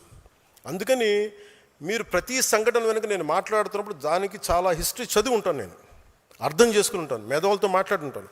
అందులో నేను ఒక మాట చెప్పినప్పుడు ఇది ఉట్టినే చెప్పడు అన్నది మీరు కావాలి. మీకు ఏదైనా డౌట్స్ ఉంటే నేను మాట్లాడుతాను, వాటి గురించి మీకు తెలియజేస్తాను. అందుకని ప్రాంతీయ పార్టీ అనేది ఒక జాతీయవాదాన్ని విస్మరించకూడదు. కేవలం ప్రాంతీయతతో కూడిన బెనిఫిట్సే చూసి మీరు జాతీయవాదాన్ని వదిలేసి ఇలాంటి సమస్యలే వస్తాయి. అందుకని ప్రాంతీయతని గౌరవించే జాతీయవాదం, ఎనీ యాంటీ ఇండియన్ రెటారిక్, భారతదేశాన్ని విచ్ఛిన్నం చేసే ఎలాంటి రెటారిక్ అయినా సరే మీరు ఖండించాలి. మీకు మోదీ గారి మీద కోపం ఉంటే ఆయన తిట్టండి, బీజేపీ మీద కోపం ఉంటే ఆయన తిట్టండి, జనసేన మీద తిట్టుంటే కోపం ఉంటే తిట్టండి. కానీ దీంట్లో దేశాన్ని బలహీనపరిచే ఒక్కళ్ళు మాట్లాడినా మీరు ఖండించాలి. ముక్త కంఠంతో ఎదురు దాడి చేయాల్సిందే. There is no escape to it. ఎందుకంటే భారతదేశపు సమగ్రతని భంగం కలిగించే ఒక్కళ్ళు మాట్లాడినా, ఒక గొంతు మాట్లాడినా 1,00,000 గొంతులు లేగవాలి పైకి, 1,00,000 గొంతులు. ఎక్కడో ఇరాన్లో యుద్ధం జరిగితే, ఇరాన్లో ఒక నాయకుడు చనిపోతే, ఇక్కడ మచిలీపట్నంలో, గుంటూరులో, హైదరాబాద్లో ప్రదర్శనలు జరుగుతాయి. మరి అలాంటిది అమెరికా ఇజ్రాయెల్ ఘర్షణలో వస్తే వామపక్ష పార్టీలు మాట్లాడతాయి. సౌత్ అమెరికాలో ఒక లాటిన్ కంట్రీ నుంచి ఒక నాయకుడిని తీసుకెళ్ళిపోతే ఇక్కడ వామపక్ష పార్టీలకు బాధ వస్తుంది. వాళ్ళందరికీ ఇంత బాధ కలిగినప్పుడు మన దేశం గురించి మనకి గొంతెత్తకపోవడం తప్పు వద్దు మనం. అందుకే బెంగాల్లో ఎందుకు చెప్తున్నాడు, బెంగాల్లో హిందువులపైన దాడులు జరిగిన మనకు సంబంధం ఏంటని మీరు అనుకోకండి. అలాగే అసంబద్ధంగా కానీ తప్పు ప్రకారం కానీ ఒక ముస్లింలపైన దాడి జరిగిన, క్రిస్టియన్లపైన దాడి జరిగిన అంతే సమానంగా స్పందిద్దాం. నేను ఎప్పుడు కూడా హిందువుల మీద దాడి జరిగితే మాట్లాడడం అలా చెప్పట్లా. బేసిక్ మనకి ప్రిన్సిపల్స్ మీద మీరు ఇది మన డైల్యూట్ కాకండి. ఇవన్నీ హిస్టారికల్ బ్లండర్స్ వల్ల జరుగుతాయి. ఇలాంటి కవి సామ్రాట్ విశ్వనాథ సత్యనారాయణ గారు చెప్పినట్టుగా అన్ని అనర్థాలకి మూలం మానవ ప్రవృత్తి హేతువు కానీ, అతని కులం కానీ, మతం కానీ, ప్రాంతం కానీ కాదు, వ్యక్తి నైజమే ముఖ్యం. అందుకే ఏ మతం ఏ ధర్మం అనే దానికంటే కూడా జాతీయ సమగ్రతకి, సంస్కృతికి ఇబ్బంది కలుగుతుందా లేదా అన్నది మటుకు ఆలోచించారు. ప్రాంతీయ సరిహద్దులు చిన్నవి, ఆంధ్ర అనే సరిహద్దుల వరకు మీరు పరిమితం కాకండి. అమరావతి రైతులు కూడా చెప్పాను, మీరు జై అమరావతి అనకండి, జై ఆంధ్ర అనండి. ఎందుకంటే అంటే మీరు జై అమరావతి అనే కొద్దీ మీ కష్టం మీ 30 ఎకరాలకు వెళ్ళిపోతుంది, 33,000 ఎకరాలకు వెళ్ళిపోతుంది. మీరు జై ఆంధ్ర అన్నప్పుడు 5 కోట్ల మంది ప్రజలకు వెళ్తుంది, మీ బాధ తెలుస్తుంది. మీరు జై అమరావతి అన్నప్పుడు నాకు మనసులో కలుగుకుంటుంది, వీళ్ళు ఇంత పెట్టేసుకున్నాను. తర్వాత మాట్లాడటం వాళ్ళు జై ఆంధ్ర అని ప్రారంభించడం సంతోషం. ఎందుకంటే మన తెలంగాణను చూసి నేర్చుకోవాలి. సభ మాట్లాడి జై తెలంగాణతో మొదలు పెడతారు. అలాగే తెలంగాణకి తమిళ ప్రైడ్ ఉంది, తెలంగాణకి జై తెలంగాణ అని ఒక నినాదం ఉంది. అలాంటి గర్వం కాదు, కానీ అలాంటి కనెక్టెడ్నెస్ ఆంధ్ర వాళ్ళకి లేదు. ఆంధ్రాకి ఏముంది అంటే కులం ఉందా ఏముందో తెలియదు. నాకు ఈరోజు కన్ఫ్యూషన్ నాకు ఆంధ్రాకి సంబంధించి. ఏమో చూడాలి. సో అంటే 11 సీట్లకి పరిమితమైన వాళ్ళు కూడా మన మీద సెటైర్లు వేస్తారా? నేను ఎక్కువ మాట్లాడిన వాళ్ళ గురించి కాదు, వాళ్ళు ఒకేసారి చేరంటే కొంచెం చిరాగా వేస్తుంది కదా మనకు కూడా, చాలా ఆపన్నాయని. అలాగే పర్యావరణాన్ని పరిరక్షించే అభివృద్ధి ప్రస్థానం, ఈ అంశాన్ని ప్రాథమిక సిద్ధాంతాలకు ఎందుకు పెట్టామంటే మనిషి నాగరికత ఏర్పడినప్పటి నుంచి అభివృద్ధితో పాటు కొంత విధ్వంసం తప్పదు. ఒక ఇల్లు కట్టుకోవాలంటే భూమి తవ్వాలి, కొన్ని క్రిములు చచ్చిపోతాయి, అందుకే భూమి పూజ చేస్తాం, క్షమించమని భగవంతుని. అందుకే జనసేన తీసుకునేది green activism, not militant green activism. It has to be regulated. మన అవసరాలు తీర్చుకోవాలి, కానీ అవసరాలు ప్రకృతిని పూర్తిగా నాశనం చేసే విధంగా ఉండకూడదు. మనం తిండి గింజలు పండించాలి, ఇల్లు కట్టుకోవాలంటే కొంత భూమి తవ్వాల్సిందే. సంస్కృతిలో భూమి పూజ చేస్తాం, శాంతి పూజ చేస్తాం. ఒక తలుపు, ఒక ఫర్నిచర్ చేయాలి, కుర్చీలు కావాలంటే ఒక చెట్టు నేను నరకాల్సి రావచ్చు. మనం కూర్చుని ఈ హాల్ నిర్మించాలంటే కొంత ప్రకృతి విధ్వంసం తప్పదు. మనం వాడుతున్న ప్లాస్టిక్, నీళ్లు తాగే బాటిల్స్, ఇవన్నీ కూడా కొంత ప్రకృతి వనరుల దోపిడీ ద్వారానే వస్తాయి. సో ఏం చేయాలి వీటన్నిటికంటే, how do we regulate the exploitation of our own forest and resources and nature అన్న ఆలోచన విధానం మనకు రావాలి. కొంచెం బాధ్యతగా ఉండాలి. ఒక చెట్టు నరిగితే కనీసం మనం 100 చెట్లు నాటగలగాలి. మనం చాలా విషయాలు తిరిగి తెచ్చుకోగలం, కానీ తాగే నీళ్లు, స్వచ్ఛమైన గాలి ఒకసారి కలుషితమై తిరిగి తెచ్చుకోవడం చాలా చాలా కష్టం. And I want to be very conscious about nature. పర్యావరణ విషయంలో మనందరం చాలా జాగ్రత్తగా మనం చేయగలిగేది మనం ఖచ్చితంగా చేద్దాం. ఒకవైపు పుణ్యం వస్తున్న నదుల్లో స్నానం చేస్తాం, లేదంటే అదే నదుల్లో మరోవైపు మురుగు కాలువలు కలిపేస్తున్నాం. మన ద్వారా మన దగ్గర అవగాహన లోపించింది. ఆ పర్యావరణాన్ని పరిరక్షించిన బాధ్యత జనసేనలోని ప్రతి ఒక్కరికి రావాలి, తద్వారా సమాజానికి వెళ్ళాలి. అలాగే కొన్నిసార్లు యురేనియం లాంటిది అవసరం అవుద్ది, ఎంత జాగ్రత్తగా తీయాలి, ఎంత బాధ్యతగా వెళ్ళాలనేది కూడా భవిష్యత్తులో మనం చూసుకుంటూ ఉండాలి. వుడ్ బ్యాంక్స్ ఉండాలి. చిన్న నగరాల్లో, ముఖ్యంగా పంచాయతీల్లో మనం చేయాల్సిన పని ఏంటంటే ప్రజలకి ప్రకృతి అనుబంధం పెంచాలి. ప్రతి చోట కొంత ఓపెన్ స్పేస్ ఉండాలి, వుడ్ బ్యాంక్స్ ఉండాలి, ప్రజలకు ఆహ్లాదాన్ని కలిగించే పార్క్స్, మినీ ఫారెస్ట్లు ఉండాలి. నగరాల్లో జీవించే మనుషులు 4 గోడల మధ్య మాత్రమే కాకుండా ప్రకృతిలోకి వెళ్ళి సేద తీరే అవకాశం కూడా ఉండాలి. అందుకే ప్రకృతి సమతుల్యతను కాపాడే విధానాలని జనసేన ద్వారా తీసుకొస్తాం. అందుకనే పర్యావరణాన్ని పరిరక్షించే అభివృద్ధి ప్రస్థానం అనేది చాలా కీలకం మనకి. సో అవినీతి పైన రాజీ లేని పోరాటం చివరిది. మన దేశంలో అవినీతిని పూర్తిగా అంతం చేయడం అనేది ఇప్పటికీ సాధ్యం కాదు. ఇందాక సోదరి కర్ణాటక నుంచి వచ్చి మాట్లాడుతుంటే అవినీతి పైన రాజీ లేని పోరాటం చేయగలం, అంతేగా నిర్మూలిస్తాం సంపూర్తిగా అంటే ఎందుకు? మనం పోరాటమే చేయగలం, ఒక నియంత్రించడానికి పని చేయగలం తప్ప పూర్తిగా తీసేయడం కుదరదు. అంటే problem is issue in the human being. అంటే ప్రజలు ప్రభుత్వ కార్యాలయాలకు వెళ్తే లంచం లేకుండా పని జరగాలి. ఒక యువకుడు ఉద్యోగం కోసం డబ్బులు పెట్టాల్సిన పరిస్థితి ఉండకూడదు. ఒక కాంట్రాక్టర్ నాణ్యమైన పని చేయాలంటే రాజకీయ నాయకులు కమిషన్ ఇవ్వాల్సిన పరిస్థితి ఉండకూడదు. నేను బాధ్యతలు స్వీకరించిన వెంటనే నా కార్యాలయంలో పిఆర్ ఆర్డీ తీసుకున్న తర్వాత కార్యాలయంలో పనిచేసే సిబ్బందికి అవినీతిగా దూరంగా ఉండే చర్యలు తీసుకున్నాం. పంచాయతీరాజ్ శాఖలో గతంలో ప్రతి రేట్ కార్డు ఉండేది ప్రతి ఉద్యోగానికి. అసలు 10,000 మందికి ఒకేసారి ప్రమోషన్ ఇచ్చాం. దానికి పాపం గత ప్రభుత్వ పాలకులు చాలా బాధపడిపోయారు, చాలా డబ్బు పోయింది వాళ్ళకి. సో అలాగే ఉదాహరణకి అంటే ఎంత డీప్గా ఉంటుంది అంటే సివిల్ సప్లైస్ మినిస్టర్ మీకు ప్రజలకు కూడా తెలియజేయాలి ఇది ఈ సందర్భంగా. ఉదాహరణకి పేదల కడుపు నింపేందుకు ప్రభుత్వం పీడిఎస్ ద్వారా రేషన్ బియ్యం అందిస్తుంది. దానిని అక్రమంగా విదేశాలకు తరలించే పరిస్థితులు ఉన్నాయి. గౌరవ పౌర సరఫరాల శాఖ మంత్రి పిఎస్సి చైర్మన్ నాదెండ్ల మనోహర్ గారి నేతృత్వంలో కాకినాడ పోర్టులో 1000 టన్నుల బియ్యాన్ని అక్రమాన్ని అడ్డుకున్నాం. ఎలా ఉంటుందంటే ఎవరు అంటే చెట్టు ముందా విత్తు ముందా అన్నట్టుగా ఎవరు తప్పు ఉంది దీంట్లో అంటే స్మగ్లర్లదా, రైస్ స్మగ్లర్దా, మిల్లర్లదా అనుకుంటే మీకు తెలియజేస్తాను. పబ్లిక్ డిస్ట్రిబ్యూషన్ సిస్టంలో మినిమం సపోర్ట్ ప్రైస్, ఒక కనీస మద్దతు ధర ఒక కేజీకి ప్రభుత్వం 24 రూపాయల పైసలకి ఇచ్చి కొంటుంది. ఎంఎస్పి కనీస మద్దతు ధర, మిల్లింగ్ ప్రైజు, దాన్ని షార్ట్ టెక్స్ట్ ప్రైస్ తోటి 46 కేజీలు అవుతుంది. అంటే government will bear ₹46 per kg before giving to ఉచితంగా ఒకళ్ళకి, ఒక బెనిఫిషియరీకి కిలో బియ్యం వల్ల 46 రూపాయలు పడుతుంది. కానీ బెనిఫిషియరీ ఏం చేస్తున్నారు, అది తనకు తినటం ఇష్టం లేక ఏది కారణాలు ఏదైనా కావచ్చు, కానీ దాన్ని 5 కేజీలు తన కోటాన్ని 14-20 రూపాయలు తనకు ఉట్టినే వచ్చిన బియ్యం 14-20 రూపాయలు చొప్పున ఇచ్చేస్తాడు 5 కేజీలకి. అది 100 రూపాయలు రావచ్చు, లేదంటే 70 రూపాయలు రావచ్చు.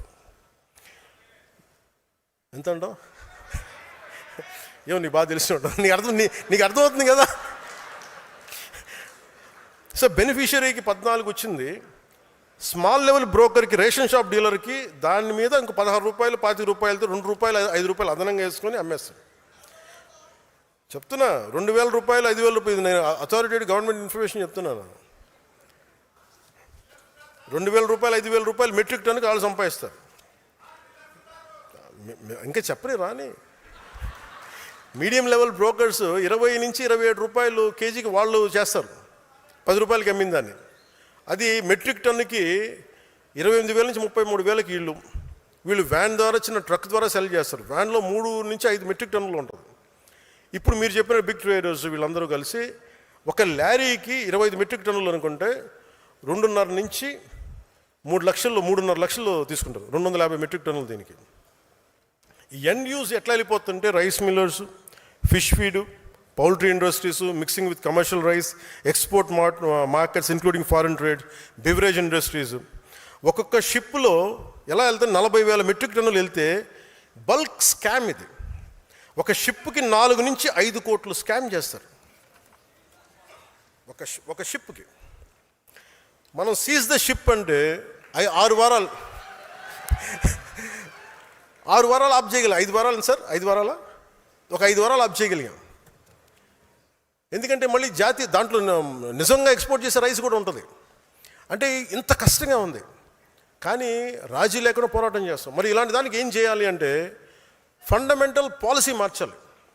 అది కేంద్ర ప్రభుత్వంతో కూర్చుంటామా, మిగతా ప్రభుత్వాలతో కూర్చుంటామా, అసలు కేంద్రం దీన్ని దృష్టిలో పెట్టాలి.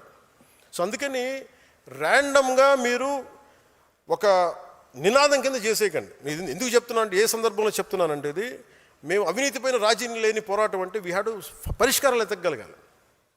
ఇది ఎందుకు ఉత్పన్నమైంది, ఎందుకు వచ్చిన సమస్య, దీన్ని ఎలా సర్దగలం, దాని మీద మనం ముందుకు తీసుకెళ్ళాలి.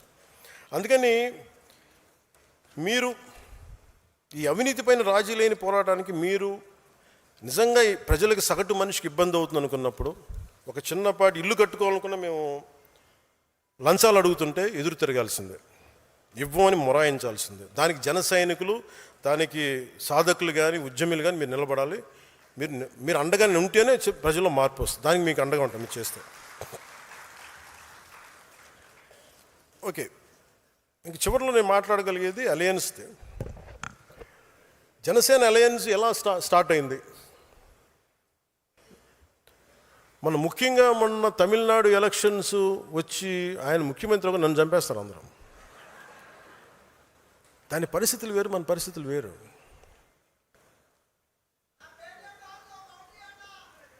ఏంటంట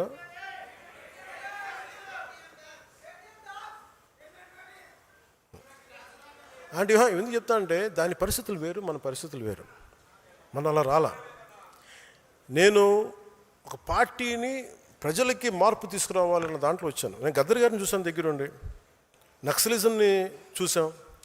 ఒక ఆశయాన్ని నమ్మి వెళ్ళిపోయి చాలా బలమైన యువత చనిపోతే చాలా బాధ కలిగింది. అంటే ఒక భావజాలాన్ని తీసుకెళ్లేటప్పుడు పదవులు వీటన్నిటికంటే కూడా భావజాలాన్ని పట్టుకోవాలని ఒక దాంతో దాకా తీసుకొచ్చాను. ఇది తీసుకొచ్చినప్పుడు అంటే నేను ఇక్కడ ఉన్న నాయకులందరూ ఉన్నారు. మీ అందరికీ మొన్న ఎలక్షన్ తర్వాత మీ అందరికీ ఒక మైండ్లో ఒకటి ఉంది. ఆ రోజే కనుక 2024లో మీరు తెలుగుదేశం వెళ్ళకుండా ఉంటే చాలా బాగుండేది అని నేను నా చెవులు ఊదర కొట్టేస్తాను. నేను దానికి కారణం చెప్తాను. అంటే నేను చాలా ఆలోచించి తీసుకున్న నిర్ణయం. 2019లో వెళ్ళాం. వాటన్నిటితో పాటు నాకు ఆ రోజు చాయిస్ ఉండింది ఒంటరికి వెళ్ళడానికి. ఎందుకంటే దానికి ముందే మనం మచిలీపట్నం చేసాం, 10 లక్షల మంది వచ్చారు జనం. ఒక కష్టపడి పని ఆయనతో నాకు ఆయన కొన్ని అంశాల్లో నేను కొన్ని విభేదించి ఉండొచ్చు. కొన్ని అంశాలతోటి నేను కూర్చోబెట్టి మాట్లాడుతాను ఈ రోజుకి. అలాంటిది ఆయన జైల్లో పెట్టినప్పుడు అది ఒక కీలకమైన పరిస్థితి అది. ఎందుకంటే ఆంధ్రప్రదేశ్కి ఎప్పుడూ సమస్య. చెన్నై నుంచి విడిపోయాం, కర్నూలుకి వెళ్ళాం, కర్నూలు నుంచి హైదరాబాద్కి వెళ్ళాం, హైదరాబాద్కి వెళ్తే ఇక్కడ లేదు. పోనీ ఇక్కడైనా పోనీ ఓకే, తెలంగాణలో గొడవ ఉంది, ఆంధ్రప్రదేశ్ మనం తమిళనాడులో గొడవ ఉంది, పోనీ ఇక్కడైనా బాగుంటారా అంటే 3 రాజధానులు అంటారు. ఉన్న రాజధాని నచ్చదు. ఇప్పుడు ఎందుకులేని కానీ అది 12 బోర్ గన్ను ఏదో ఉంటుంది అంటారు.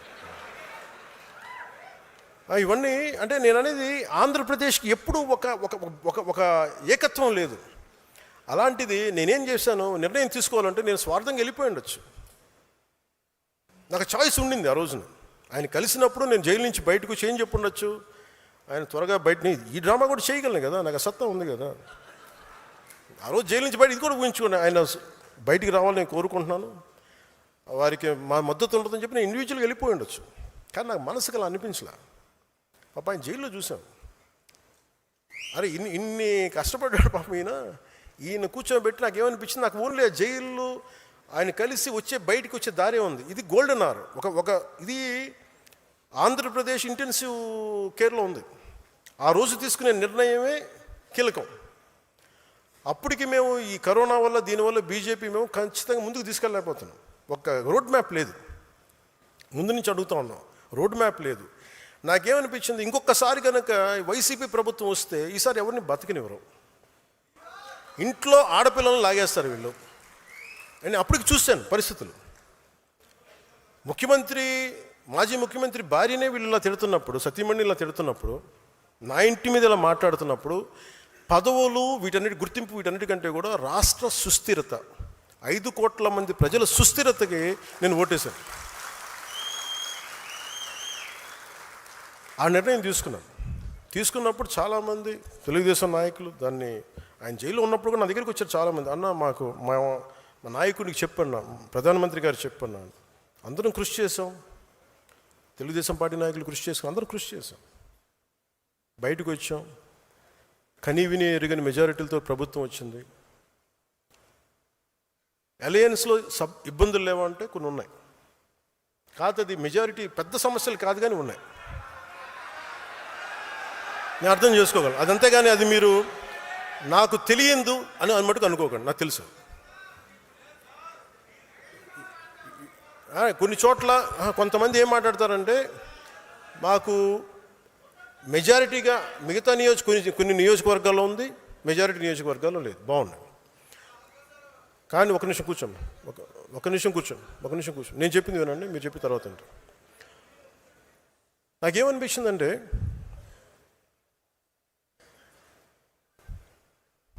మెజారిటీ బాగానే ఉంది కానీ అక్కడక్కడ కొంచెం సమస్యలు ఉన్నాయి. ఆ సమస్యల్ని మేము ఒక కమిటీ చూసుకుంటుంది. ఆ కమిటీ కూడా నిర్ణయించుకోలేకపోతే ఎట్టి పరిస్థితుల్లో కూడా మీ ఆత్మగౌరవాన్ని తాకట్టు పెట్టే పని అయితే నేను చేయను. ఎందుకంటే నేను మాట ఇచ్చాను, ప్రజల తాలూకు సుస్థిరత నిలబెడతానని. కానీ మీరు ఇబ్బంది పడి, మీ ఆత్మగౌరవానికి మీరు ఇబ్బంది పడి, గౌరవం లేని చోట మీరు ఇబ్బంది పడకుండా చూసే బాధ్యత నాది. ఎందుకంటే ఎందుకు నేను చెప్పగలను అనుకున్నప్పుడు, నేను మద్దతు ఇచ్చినప్పుడు చాలా త్రికరణ శుద్ధిగా ఇచ్చేస్తాను.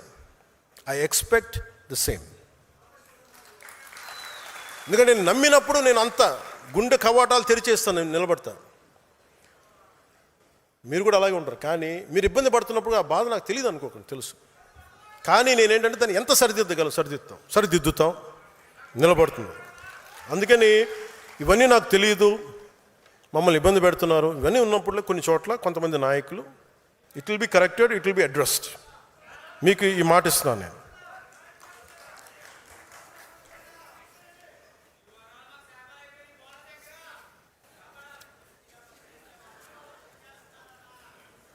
బోలా శంకర్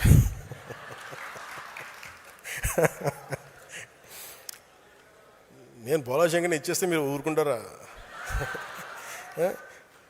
అలాగే ఇంకోటి మనం చేయాల్సింది అంటే, ఇవన్నీ మీకు ఎందుకు చెప్తున్నానంటే, మీకు రోడ్ హెడ్ ఏముంది, మున్సిపల్ ఎన్నికలు వస్తున్నాయి, లోకల్ బాడీస్ వస్తున్నాయి. ఉదాహరణకి లోకల్ బాడీస్లో మన ఆంధ్ర కాదు కానీ శ్రీమతి అరూరి విజయలక్ష్మి గారు కౌన్సిలర్గా నేరేడుచర్ల నల్గొండ జిల్లా గెలిచారు. అంటే మీరు చూడండి, ఒక కేసే కావచ్చు, సర్పంచ్లు కూడా గెలిచారు. నేను కేవలం మన సింబల్ పెట్టుకుని గెలిచారు ఆవిడ. అలాంటిది ఆంధ్రప్రదేశ్లో ఇంత బలం ఉన్నప్పుడు మీరు ఎంత బలంగా పోరాటాలు చేయాలి. మీరు వైసీపీ టైంలోనే మీరు రోడ్ల మీదకి వచ్చి నామినేషన్స్ వేయలేని పరిస్థితులు కూడా మీరు నామినేషన్ వేసి నిలబడ్డారు. ఈసారి అందుకనే మా నాయకులందరినీ పంపించాను ఈ కమిటీ కోసం. ఈసారి కమిటీలో నేను కూర్చుంటా. ఎందుకంటే నేను 12 సంవత్సరాల తర్వాత నేను కూర్చోబెట్టి నేను మీ బాగోగుల కోసం నేను కూర్చుంటాను. ఇప్పుడు దాకా నేను అడ్మినిస్ట్రేషన్ ఇవన్నీ కూర్చున్నా, అర్థం చేసుకున్నా. చాలా కీలకమైన సమయం నేను పార్టీకే కేటాయిస్తాను, మిమ్మల్ని కలుస్తాను, మిమ్మల్ని దృష్టిలో పెట్టుకుంటాను. సో అలాగే మీ అందరికీ కూడా నాకు ఒకటే నా విన్నపం ఏంటంటే, నాకొక ఈ నెల రోజుల్లో పూర్తి చేయడానికి ప్రయత్నం చేస్తాను. 1 month 4 weeksలో సెప్టెంబర్లో ఎన్నికలుంటే ఈ లోపల చేయడానికి ప్రయత్నం చేస్తాం. అలాగే ఇంకొకటి, భవిష్యత్తు మనం ఆంధ్రప్రదేశ్కి కాకుండా భారతదేశానికి సంబంధించి ఈ అరాకొర జ్ఞానంతో ఉన్న వైసీపీ వాళ్ళ మాటలు మీరు వినకండి. వాళ్ళకి ఏంటంటే, ఇరాన్లోనూ అమెరికా యుద్ధం చేస్తున్న మనకేంటండి అంటారు. అంటే వాళ్ళకి అవగాహన లేదు. అంటే వాళ్ళకి అన్నీ అలా ఉచితంగా వచ్చేస్తాయి అనుకుంటారు. పెట్రోల్ ధరలు పెరగక ఏమవుతాయి? పెట్రోల్ దొరకదు, గ్యాస్ దొరకదు, ఎక్కడి నుంచి మనం సంపాదిస్తున్నావా? లేదంటే వీళ్ళ ఇళ్ళ నుంచి వస్తున్నాయి గ్యాస్ బావులు. సో ఇవన్నీ ఏం అర్థం కాకుండా కూర్చోబెట్టి మోదీ గారిని తిట్టడం, మోడీ గారిని మీద మాట్లాడటం ఒక ఇది అయిపోయింది. అందుకని మీరు అర్థం చేసుకోవాల్సింది, ఇంటర్నేషనల్ పరిస్థితులు కూడా, పశ్చిమాసియాలో ఉన్న యుద్ధ పరిస్థితులు, తద్వారా మనకు వచ్చిన పెట్రోలియం ఉత్పత్తుల కొరత, వీటి మీద మీకు అవగాహన రావాలి. మన అభివృద్ధికి కావచ్చు, దేనికైనా కావచ్చు, క్రూడ్ ఆయిల్ చాలా కీలకం. ఒక ఫ్యాక్టరీ పనిచేయాలన్నా, వాహనం కదలాలన్నా, ఇంట్లో స్టవ్ వెలగాలన్నా ఇంధనం చాలా అవసరం.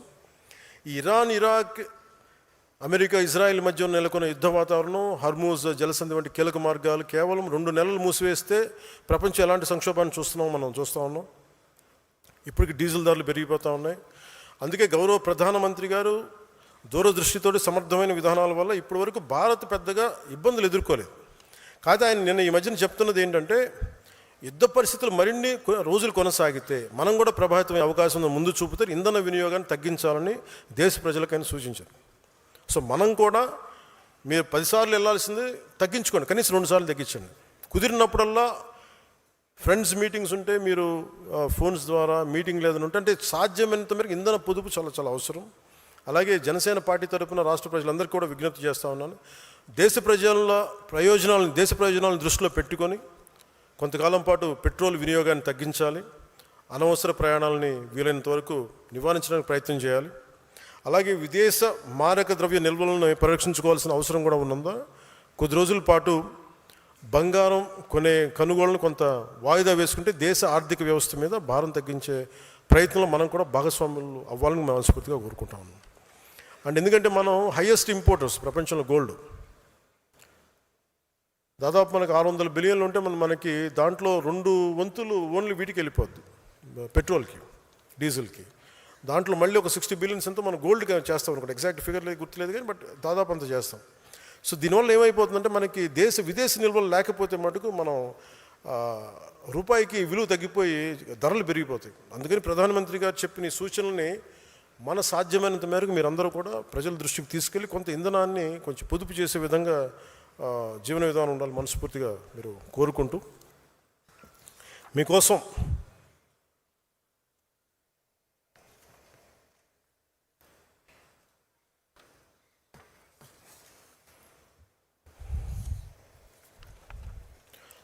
భవిష్యత్తు ఈ లోకల్ బాడీస్ని దృష్టిలో పెట్టుకొని కూటమి ప్రాముఖ్యతని ప్రతి ఒక్కరు గుర్తించాలి. పదే కూటమి ఎందుకని ప్రశ్నలు రాకుండా, మన గౌరవానికి భంగం కలగకుండా, జనసేన గుర్తింపుకి, ఆత్మగౌరవానికి ఎలాంటి నష్టం జరగకుండా బలమైన కూటమిని ముందుకు తీసుకెళ్లాల్సిన బాధ్యత నా పైన ఎంత ఉందో మీ అందరిపైన కూడా అంతే ఉంది. But not at the cost of your self respect. That I'm very clear about it. అందుకని మీ అందరికీ మనస్ఫూర్తిగా మరోమారు ధన్యవాదాలు తెలుపుకుంటూ, ఈ ప్రక్రియ రేపు నుంచే మొదలు పెడతాను. మొదటి 30 నియోజకవర్గాల పని రేపు పొద్దు నుంచే మొదలు పెడతాను.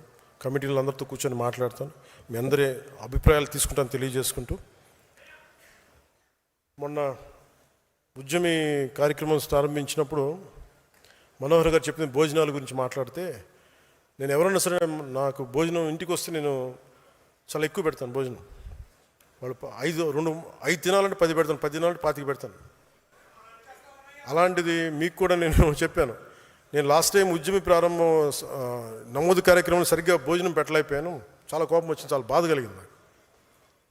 ఆ రోజున జరిగిన తప్పుకి నేను మనస్ఫూర్తిగా మీ అందరూ నన్ను క్షమించమని కోరుకుంటూ, ఎందుకంటే నాకు అంత బాధ ఉండిపోయింది, నన్ను నేను శిక్షించుకున్నాను ఆ రోజు నుంచి. అందుకని సాధారణంగా మీరందరూ భోజనాలు చేసి ఇంటికి క్షేమంగా వెళ్ళాల్సిన మనస్ఫూర్తిగా కోరుకుంటూ, నేను మీ భవిష్యత్తు నాయకత్వాన్ని నా మీద భరోసా పెట్టి అందరం కలిసి పనిచేద్దామని నిర్ణయించుకుంటూ ఒకసారి సభ ముగించే లోపు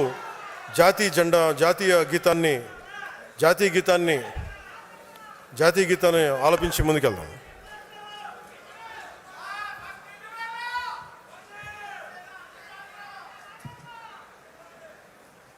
जनगण मन अधिनायक जय हे भारत भाग्य विधाता पंजाब सिंध गुजरात मराठा द्राविड उत्कल गंगा विंध्य हिमाचल यमुना गंगा उच्चल जलधि तरंगा तव शुभ नामे जागे तव शुभ आशीष मांगे गाहे तव जय गाथा जनगण मंगलदायक जय हे भारत भाग्य विधाता जय हे जय हे